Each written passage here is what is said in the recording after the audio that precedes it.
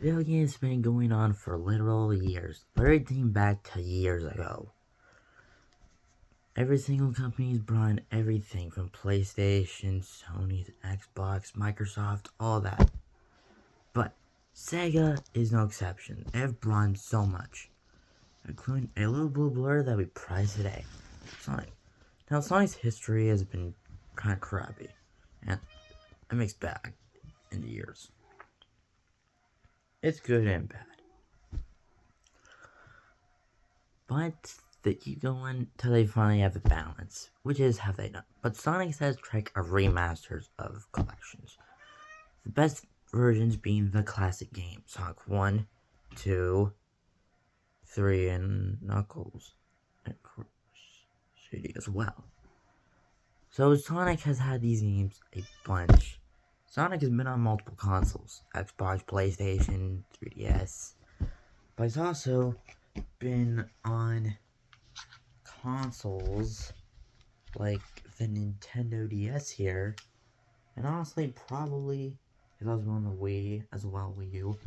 But by far the best example of Sonic on Nintendo consoles is by far the Nintendo Switch, or the Switch 2. Now, Sonic's had a buttload of games on the Switch and DS, but I'm fairly experienced. So today we're going to be looking at Sonic's classic catalog to see which one does it better. We're going to be looking at Sonic Origins Plus and Sonic Classic Collection for the Nintendo DS to see which one is the better collection. So, without further ado, let's dive into this, starting with our DS catalog here. Now, I bought this game at a video game store like a couple months ago. I enjoy it.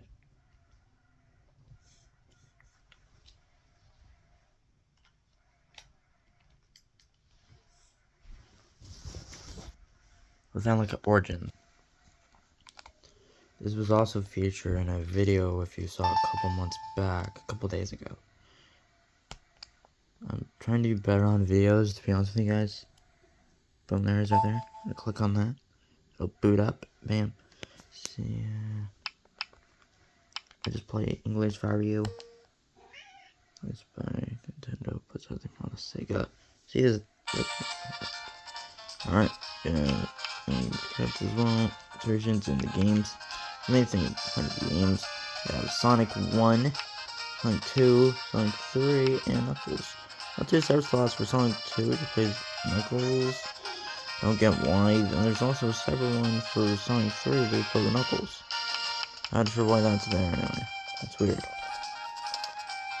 Now, yes, this game is 100% playable with the games. But how does it run on the DS? It's a mixed bag. The games can run smooth at times, but then there's other moments where the game doesn't do so well.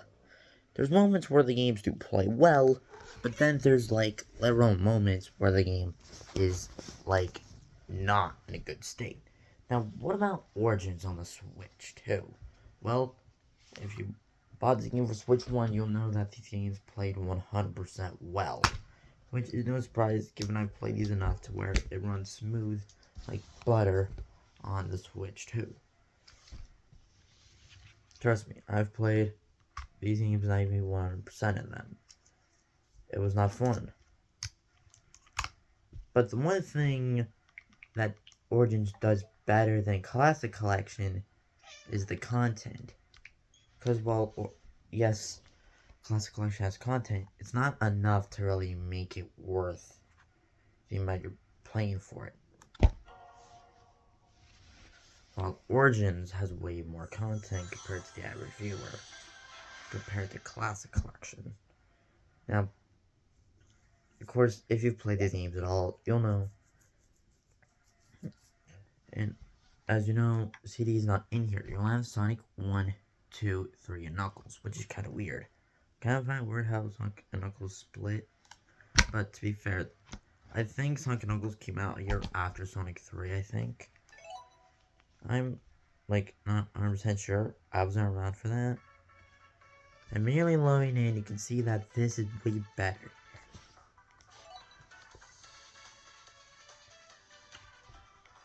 As soon as you enter, you can do Sonic 1, CD, Sonic 2, and Sonic 3 Knuckles, along with some mission mode, a story, and a few more things in a museum.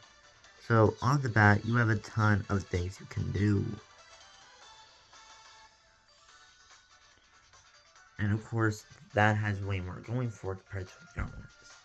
Now, how do the games run? They run as smooth as butter, man. The best one I have is usually probably the best of the Sonic 3 Knuckles. Now, I'm also gonna boot up Sonic 3 Knuckles on my DS while I'm at this.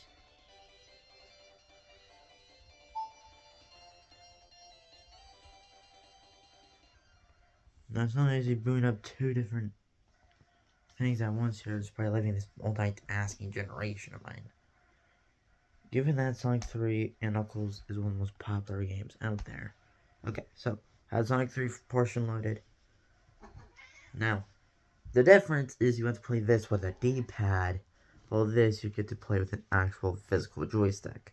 And this works well, but you have to press two different buttons. You have to press the start button on the DS, which loads you in, and the A button start here. You have competition mode on here, but you don't have a competition mode for your DS, only one player.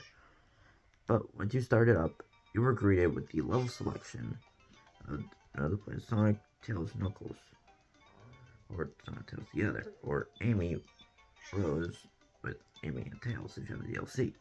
Now, the one I'm picking on this one is just the normal version without Knuckles on it. So, they're both locked onto Sonic and Tails. Now, I'm going to show you guys how these look and play. So, I'm gonna press start on both at the same time. Okay, so they actually kind of both start, but Origin's got a better, faster start compared to this one. So if you look side by side, Origins is way faster than Classic Collection. To be fair, this is older hardware. Okay, we immediately load into Angel Island Zone. So, immediately, there's a huge difference in runtime in this thing. Classic Collection load faster. As you can see, it looks super clean. No drops, 60 frames per second. Smooth 4K, I think. I think that's 4K. Meanwhile, DS runs this at a smooth kind of... I think it's 30. I can't tell how low it is, but I know it's not super high. Now, you're getting your normal stuff here, as always. But if you take damage or something, the game just drops frames. The game will drop frames if you get hit by something. Say this guy here, if he hits me, the game will drop. Frame rate's gonna drop. Now, Sonic still has everything he needs like he normally would in S3K. Given that S3K is one of the best Sonic games. I don't know if it's better than Mania, though. Now, take a look as I play through some of this while trying to play it. It's evidently clear that, despite this game being... Yep, see, I got hit right there. If I just keep a ring or two, I should be able to get hit again and show you something else that's weird. Oh, whoop, I did not have an extra ring on me. Okay, well, that's a frustrating mechanic. That's a frustrating mechanic, bro. He's got a frustrating. But if I actually get hit a second time, the game then usually drops in frames for me. The game then drops frames. The game will drop in frames. The game will drop frames, and it's not a good look. Let's see, I got hit there. But it doesn't really hit the frame rate that much. As it is, you could still play this somehow if you want to. But if I got hit by this guy, which I don't think I'm likely to unless I get hit by a blast. Let's see if that happens here. Let's see if I can get error or something. Nope, doesn't look like it. Ah, crap.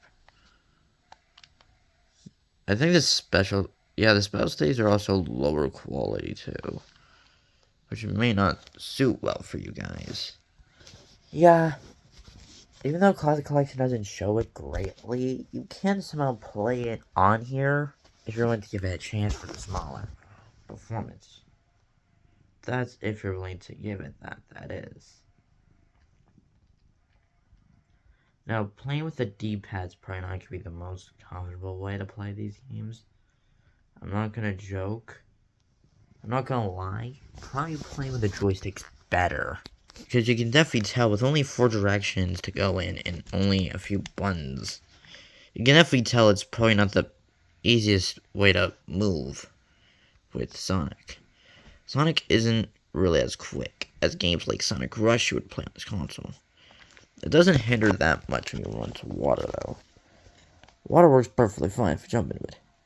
But if you take like a secondary hit from an enemy is where the game really drops. Or a spike hits you. Let me just do that real quick. Ow. So you got hit there. Let me show you what happens if you get hit by spikes. Or you get hit by something again. Let me show you again. Okay, does the frame rate just... Okay, so it kind of does drop a bit, but I think it only drops when you get to like meat of levels, you know? So I think that's like the main thing here. It doesn't really drop during boss fights, as you can see, not during the transition. But you can still kind of tell it kind of drops a bit. Even if you don't notice it, like I do. If I get hit by that, I'm probably just going to be dead. Might cost him a few seconds here. No, it's not Act 2. We're just not a part of it. Ow! Okay, it actually dropped a little bit for me. So, if you didn't notice, when I got hit, the game actually hitched a bit. The game actually kind of hitched a bit. Which shows that I can barely run this console unless it's somehow twisted down to something else. Which only proves further with the fact that this is indeed older hardware.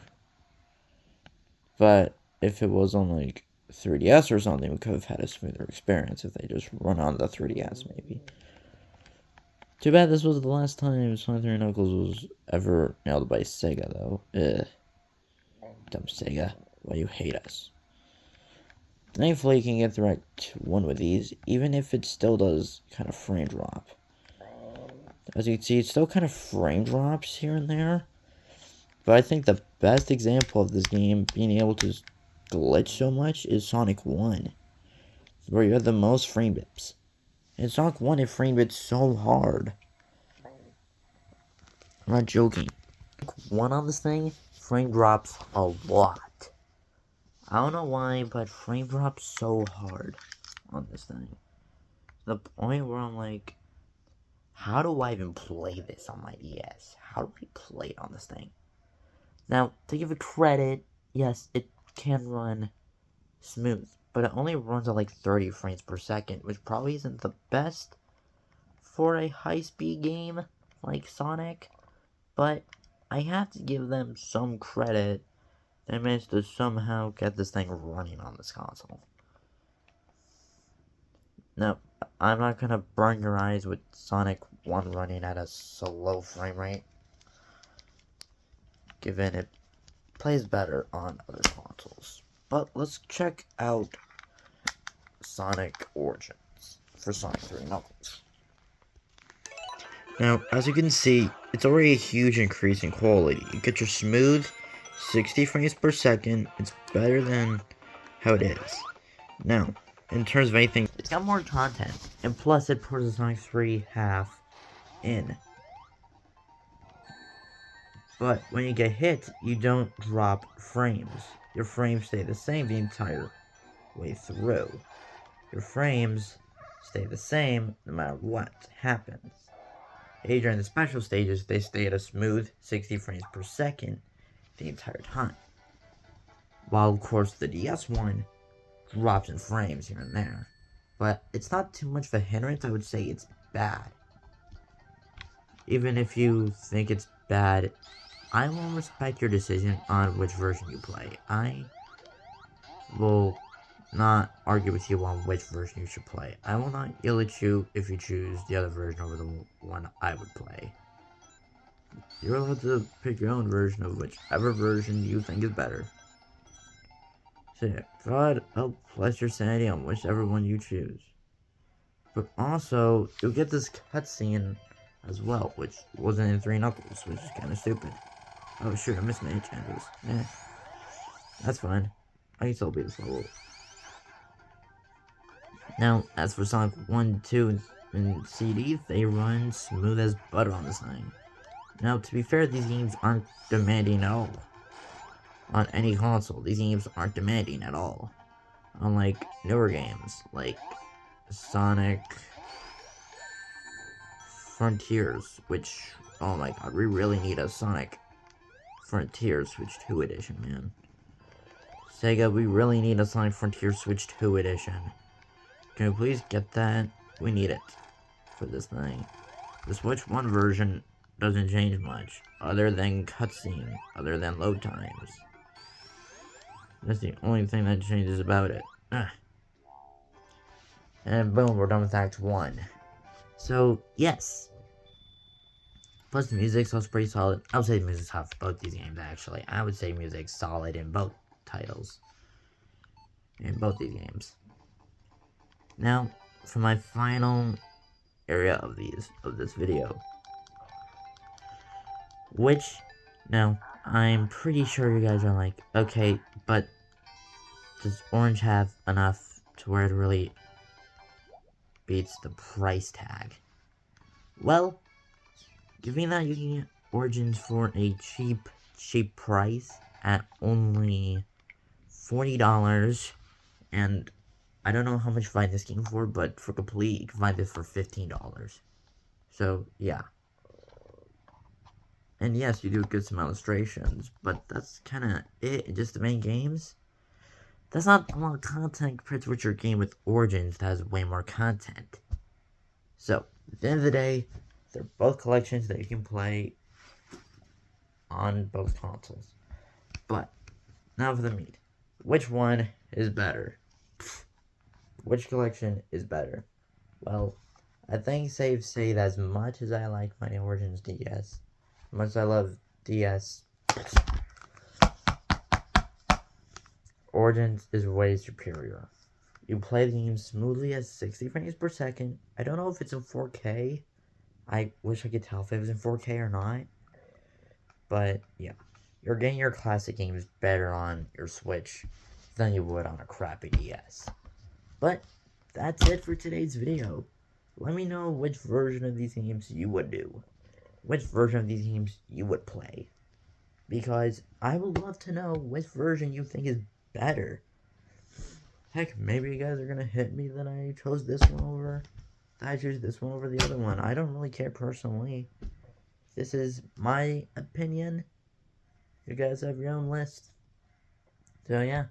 Until then, I will catch you guys in the next video. Till then, see you around. Woohoo!